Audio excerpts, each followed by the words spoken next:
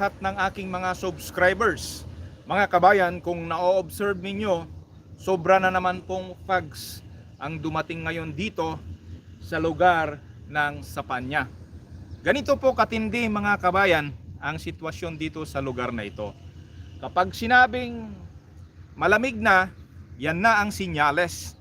Dumarating na ang sobrang lamig dito sa Sapanya. Magche-change climate po yan kasi. Kaya pags halos di mo makita ang iyong mga kasalamuhang tao, yung mga nagdadaang sasakyan. Anyway, shout out po, mega shout out po sa lahat po ng aking mga subscribers, sa lahat po ng aking mga kalugar dyan po sa Pilipinas, Candon, Ilocos Sur. Shout out po sa inyong lahat at sa La Union, sa aming family Gabaon and Balancio. Mega shout out po sa inyong lahat at maging sa Maynila. Sa umagang ito mga kabayan, pag-uusapan natin na ang pinamagatang ko pong itong wag po nating sayangin ang ating oras at ang ating pera dito sa abroad. Tunay nga po mga kabayan na sinasabi ko po ito dahil marami po tayong na-observe. Sahod na naman po, yung mga iba hindi pa sumasahod, nag-enjoy na kagabi at ipinangutang na yung iba. Well, sa atin, gaya ng sinasabi natin, ang aking YouTube channel o mga programa ko, mga vision ko, ang gusto ko pong iparating sa lahat ng aking mga kababayan ay lalong-lalo na sa mga mahihirap na ang buhay na kagaya natin na diyan tayo nagsimula. Ang sinasabi ko lagi, halina't payamanin, tulungan, paunlarin ang buhay ng ating kapwa. Yan ang aking purpose, kaya po ako nag-vlog. Ngayon sa umagang ito, ang unang-unang advice ko kung tayo po ay isang OFW o di kaya yung mga nagtatrabaho sa Pilipinas, subukan natin na hanapin ang kaharian ng Lord. Siyempre, ang unang-unang kaharian ng Lord ay nandito po. Si Ma'am Delna, shoutout po sa inyo. At alam ko po sa maraming salamat po sa inyong tulong sa channel na ito po. God bless po sa lahat po ng aking mga subscribers na sumusuporta at nakikinig sa aking live ngayon. Dinideliver ko kung paano po pahalagahan ang ating oras, ang ating pera na nandito po sa abroad. Nandoon ako sa hanapin natin ang kaharian ng Lord. Yan ang pinaka-importante po. Matthew 6:33, isa sa pinaka-paborito ko pong Bible verse na pinag-umpisahan po ng buhay ko. Lagi ko nga pong kinekwento sa aking mga vlog na yung pinakamahirap na ang buhay na Pilipino, isang kahig, isang tukha. Kami po sa pinagmulan ko pong pamilya, siyam kaming magkakapatid, isang ina at saka yung ama namin. Kaya 11 kahig, isang tukha. Yan ang buhay na pinanggalingan ko po. Kaya dito sa puso ko, dito sa isipan ko, namulat po ako sa buhay na ganun. Kaya isang mission ko na mag-vlog po ako upang maiparating ko po yung mga pinaniniwalaan ko at mga experience ko na kailangan kong iparating sa aking mga kapwa Pilipino. Okay, Matthew 6:33, seek ye first the kingdom of God and His righteousness, and all these things shall be added unto you. Sa verse na ito, makikita po natin yung tatlong sangkap o tatlong bagay na ipinapakita ng verse na ito. Ano yung unang-una? Ang unang-una ay yung time team at diligent excuse lang po na relationship natin sa Diyos kailangan nating ma-establish. Habang tayo po ay naghahanap ng pagkakalinga ng Diyos, nandyan po yung prayer natin, nandyan po yung devotion natin, nandyan po yung ating pagdalo sa mga gawain. Kahit ano pang sekta, nandyan ka, kinakailangan makita natin ito, ang sinasagisag ng Matthew 6:33. Pangalawa po, pagka nagawa mo po yon, kinakailangan mo ng disiplina, pagsisipag at pagtsatsaga. At ang pangatlo yung blessing, nakikita natin yung blessing. Yung pangalawa kasi, yun yung mga execution, yun yung mga focus mo sa mga goals mo, yun yung mga mindset mo. At ang yung pangatlo po mga kabayan na napaka-importante po ay yung pagtanggap ng blessings. And all these things shall be added unto you. Matthew 6:33. Seek ye first the kingdom of God, our relationship to the Lord sa mga tao, and His righteousness. His righteousness is His wisdom and knowledge on how the way operate our lives. And all these things shall be added unto us. And all these things we claim this blessing. So, napakaganda po ang sinasagisag ng verse na ito po. Sa mga kapwa ko OFW o manggagawa o sa mga nagbi-business o sa mga nagtratrabaho na contractual, lahat po tayo, pahalagahan po natin ang ating oras sa ating trabaho, pahalagahan po natin ang ating kinikita sa ating income, kahit ano pang uri ng income yan, pahalagahan po natin. Matuto po tayo na kinakailangan i-budget po natin ng maayos. Sa mga purely entrepreneur kasi, sinasabi na ito yung cash flow po natin. Pero kung isa ka naman na nagtratrabaho at nakikita mo paano ko nga naman kukontrolin yung cash flow ko kung kulang na kulang nga po yung income ko. Kaya nga po tayo nag-aaral ngayon, kaya yung seek ye first the kingdom of God and His righteousness, posible po na makapagtabi po tayo. Ang imposible, itabi po natin yung imposible. Kung sumasahod ka o nag-i-income ka lamang, umpisahan natin sa 7,000, kahit kwan lang yan, 500, kaya mong itabi po yan. Kung hindi mo kayang tiisin yung mga anak mo, kung hindi mo kayang tiisin yung mga asawa mo, sa sarili mo, alam ko, kayang-kaya mong tiisin yan. Kasi kung warrior ka talaga, kung hindi ka talaga quitter, kung palaban ka talaga sa buhay, iniisip mo laging, why I am going to save money? Why I will save this money? Iniisip mo lagi yan. What is the purpose of this money I am saving for? Nakikita po natin kasi yan mga kabayan eh. Kaya sa ating buhay, napaka-importante na pahalagahan ang ating kinikita. Lalong-lalo na sa mga nasa abroad. Dito kasi sa abroad, mas malaki po yung palit ng ating pera. Kumbaga, yung sinasahod mo sa Pilipinas, pwede mong kitain dito. Kung sumasahod ka ng 7,000, posibleng kitain mo lang dito na yung isang taon sa Pilipinas, isang buwan lang dito sa abroad. Yan po ang reality. Kayang-kaya mo yan. Kaya nga, china-challenge ko yung mga tao, yung mga kapwa Pilipino, challenge sa atin ito, na pagkakataon na natin ito, binigyan na tayo ni Lord ng pagkakataon na makahawak ng mas malaking pera. Panahon na mga kabayan para i-manage natin ng maayos ang ating income. Napaka-importante na i-manage natin ang pera na ating hinahawakan. Ang buhay, habang tayo ay nagkakaedad, dumarami ang ating obligasyon. Una, para sa ating sarili, we will establish our relationship with the Lord, and we will establish our health, our relationship sa ating pamilya. Darating at darating yung mga chronic disease, well, hindi naman natin ipinapanalangin, but expect that one. It's better if we are ready. Nakapag-ready po tayo sa mga chronic disease, sa mga shortage of income, dahil titigil kang magtratrabaho. Napakaganda po na mapaghandaan natin yan. Yung iba, ang ginagawa, maaga silang bumibili ng mga insurance, maaga silang bumibili ng mga program po ng sa mga debt program, sa mga debt premium, bumibili po sila niyan, yung sa mga ganung bagay. Yung mga iba, nagtatabi sila ng pera sa isang mutual funds, sa isang may dividends na income, sa kooperatiba, ganun ang ginagawa ng iba. Well, sa atin, it's either yung magtabi ka at mag-isip ka kung paano mo i-invest ito para mapalaki mo. Isipin mo kung paano ka magkaroon ng passive income. Connected po lahat ito sa ating pinag-uusapan. Para yung passive income ay kumikita ng kumikita para sa iyo. May mga advantage po yung iba, kasi yung mga iba may nagpe-pensyon. Pero yung pension mo po, hindi na po kasing laki ng sinasahod mo, ng active income mo nung ikaw pa ay nagtratrabaho. Kaya pahalagahan natin ang ating kinikitang pera at oras saan man. Pero priority ko po kasing sinasabi yung nandito sa abroad. Kasi marami po tayong na-observe na illicit na paggastos ng mga pera dito sa abroad. Mga kabayan, marami naman po tayo dito sa abroad kaya alam na natin. Isa, yung sobrang pagpasok sa mga vices, sa sobra-sobra, iwasan po natin yan. Hindi po sa panghimasok ng ating buhay.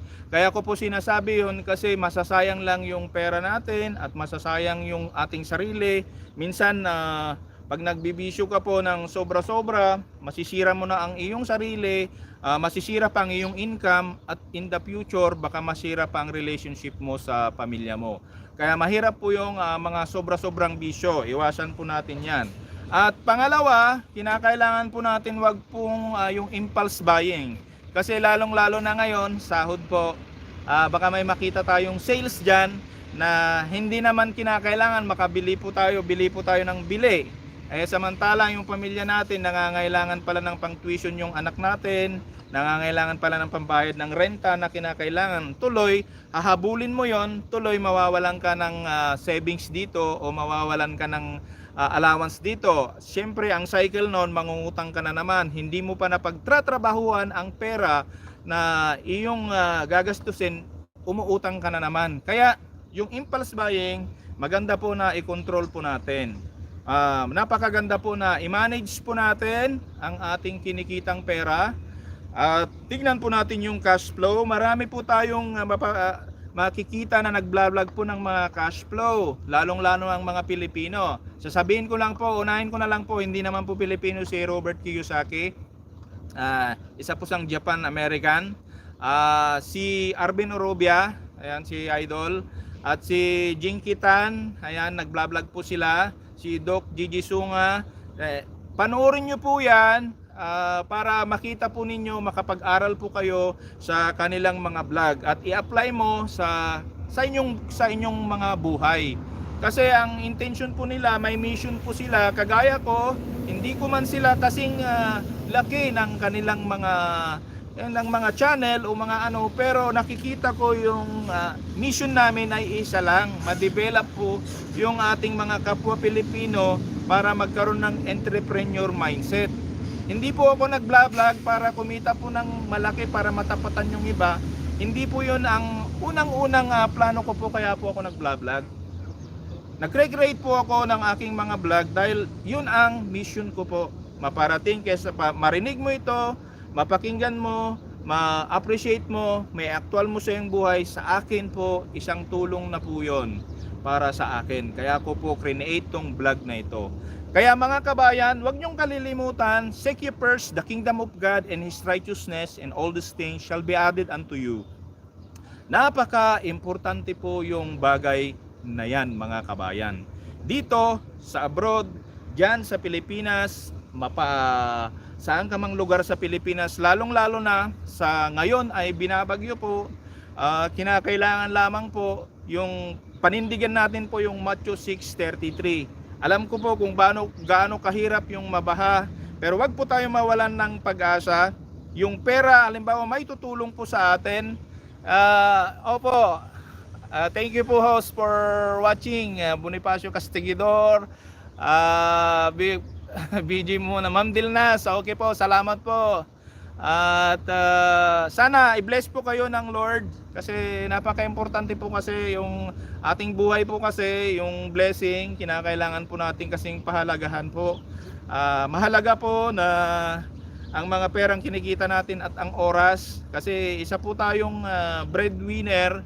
Kaya yan na po yung pinag-aralan natin, pinagtsatsagan, kahit gaano man karami po yung mga pagsubok, tinitiis po natin kasi in the process at sa katotohanan, alam natin na yung buhay natin tumatakbo at lumalakad. Alam naman natin nang sinasabi rin sa Bible, abang may ilaw pa, lumakad ka na. Ibig sabihin, kung i-divert po natin, habang may income pa tayo, ayusin na natin kung saan mapupunta yung income natin. Mag-set aside na tayo ng ating emergency fund, mag-set aside na tayo ng ating pang-educational fund para sa mga anak, para sa ating future kung kaya natin. Ngayon, kung hindi naman natin kaya, kung kinukulang nga na sinasabi ninyo, maghanap po tayo ng side hustle, mag-focus po tayo, magpursige, maghanap ng passive income. Ngayon, kung wala pa rin po, pray lang po tayo, pray, at kapag may income, pilitin natin para sa ating sarili. Kung hindi natin kayang i-sacrifice yung mga mahal natin sa buhay,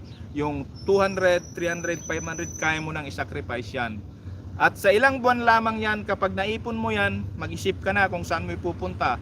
Pag ilagay mo kasi sa bangko, kaunti lang yung income po ng pera mo. Ngayon, kung maisip mo kung paano mo paikutin yung pera mo, kahit sa mga mumunting negosyo, mabuti po yon. Kung kaya mong mag-buy and sell ng mga isda, ng mga gulay, pag nakaipon ka ng 5,000, madali na lamang po yung paikutin. Sa buy and sell, kwan na lang po, medyo mawawalan na yung tax mo kasi hindi na yun namomonitor din eh. Bibili ako ng worth ng 3,000, ibebenta ko ng worth 4,000 sa isang araw, may 1,000 na ako. Ang sinasabi ko po mga kabayan, yung mga posible po na kaya nating abuting mahihirap. Hindi po ako nagbabanggit ng mga malakihang negosyo, yung mga buy and sell, kasi imposible po na ma-avail natin in the long run yung mga talagang never quit at mga promising na mga entrepreneur. Kayang-kaya po yan. Minsan sa buhay kasi kinakailangan know yourself and know your enemy para tayo magtagumpay. Hindi sapat na know your enemy if you don't know yourself, hindi po sapat. Or you know yourself but you don't know your enemy, hindi rin po sapat yon. Sa lahat po ng laban natin, kinakailangan alamin natin ang ating sarili at ang ating kalaban. Okay po yon. Sana maliwanag po sa ating buhay na ganun ang ating gagawin.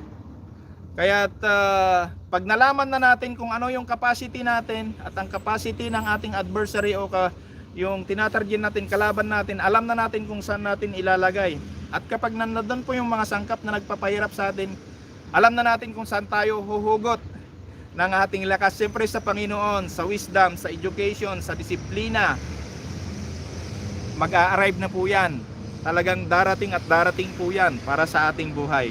Kaya nga mga kabayan, napaka-importante po talaga ito eh. Napaka-importante sa buhay yun eh.